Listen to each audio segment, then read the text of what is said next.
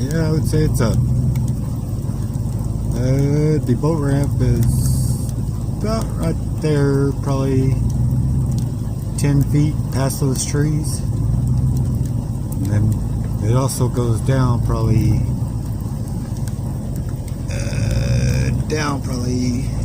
10 foot.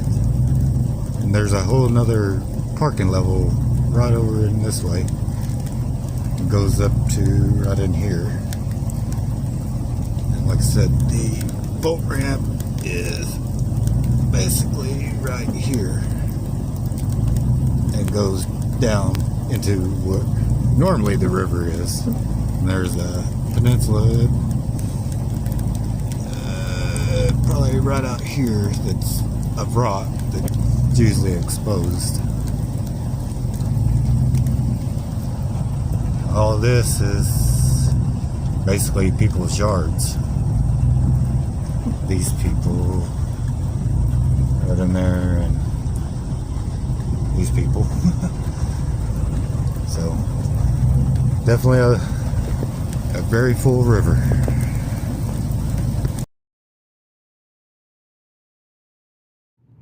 Okay, this is after the river rise here in Norfolk, Arkansas.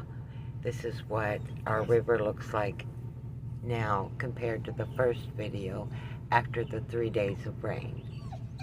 Okay, baby, drive forward. Last weekend, my husband says. All of this sand that you see,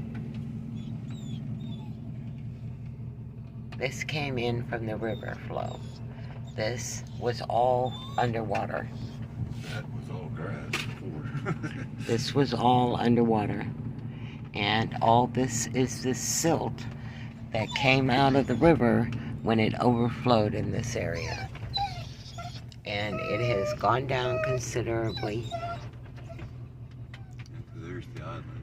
Yep. It's still under though. Most of the island that sits right there, Peninsula, whatever. Yeah, peninsula, I guess you would call it, was underwater. So it still still is. Yeah. So the river's still up, but it is back to receding. And while it is, this river has always moved fast. It's a great kayaking river, for sure. So if you're into that kind of thing, and we have areas out here where you could rent kayaks, or you can even get an instructor or someone a guide who will take you out in the areas to kayak. So yes, a lot of good stuff here. Alright guys, I'm gonna back up and get out of here because this is still really soft. I say, Joe,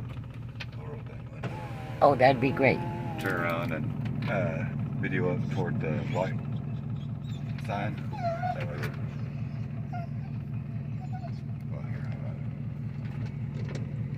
Well, yeah, I was gonna. Okay, here's the river. back down there again. Why would you do that? Makes me nervous. I know why. I know why. Forget the answer. No need. Sorry, love.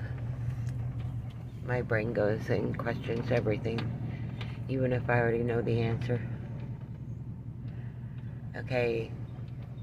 That sandbar that you see up there, my husband's making me nervous and this soft stuff sneezing. This is all concrete. Okay, but that sandbar up there is where the water level washed all the sediment in. So this place, Way up to the porta potty. right, and then it would flow down this way and back out into the river. And this area you can see where the water line, it created a small river channel right through there to get back to the river. It was really a sight to see it so flooded, but it's not unusual. That happens around here about every 1.5 2 years, from what my neighbors told me that have lived here for generations. Last time I got it to the green side. So when they build out here, they actually build for the environment they live in. This area that we're coming up onto next, down here by the river, is where some of the lodges are if you want to rent a cabin or just have a nice restaurant stay. No, I'm not. These areas here that you can see, these are kind of deeper set, low-lying areas. Couldn't see that. Right, they were completely full of water. The road was partially covered with water, to give you a sense of how much water was down here. But these people are accustomed to these kinds of environments. Yeah, it's not anything unusual. It is wild when you experience it, go through it, but it is not. Okay, I don't know if this is working, but it is not something that is catastrophic. As you can see, the damage around here was very minimal. The area is gorgeous, and the people are very well suited to it. If you go live in a place and you find that the climate environment is harmful to your body in any way, you should move. I know that sounds terrible, but you know, I did more moving when I was poor than I ever had to move. Times I had to move when I had money. When I had money, I was able to stay in a place longer and maybe even adapt. Like here in Arkansas. This place is amazing to me. I mean, look at this. This is the road we travel every day when we decide every time we have to go.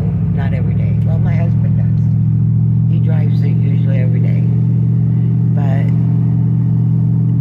this is the trek to work. And home.